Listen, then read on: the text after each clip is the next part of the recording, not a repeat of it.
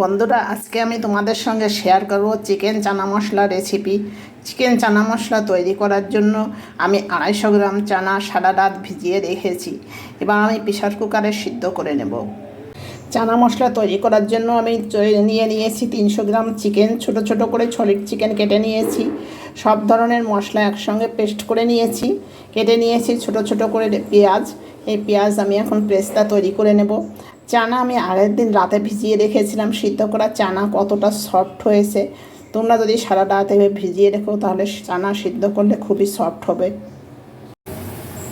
কড়াইতে দিয়ে দেবো সাদা তেল।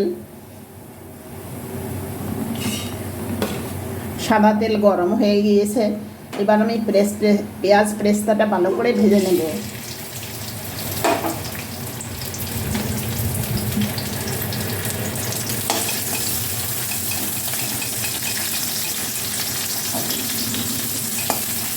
কিছুটা টাইম লাগবে ভাজা হতে। পেঁয়াজ পেস্তার সুন্দর একটা বাদামি কালার চলে আসছে। এবার আমি নামিয়ে দেব।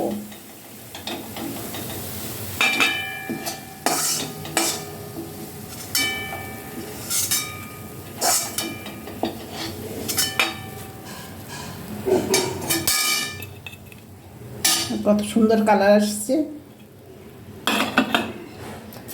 ফোড়নে দিয়ে দেব তেজপাতা, সাদা জিরে। এবার আমি ভালো করে ভেজে নেব। ফোড়ন ভাজা হয়ে গিয়েছে। এবার আমি দিয়ে দেবো সব ধরনের পুড়ে রাখা মশলার পেস্ট। দিয়ে দেব লবণ, হলুদ। এবার আমি ভালো করে কষিয়ে নেব। মশলা মোটামুটি কষানো হয়ে গিয়েছে। এবার দিয়ে দেবো কেটে রাখা চিকেন। চিকেনটা ভালো করে কষিয়ে নেব। চিকেন কষানো হয়ে গিয়েছে। আমি দিয়ে দেব সিদ্ধ করে রাখা চানা দিয়ে ভালো করে কষিয়ে নেব।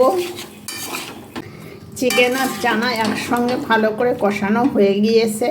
এবার আমি দিয়ে দেবো ফুটিয়ে রাখা গরম জল।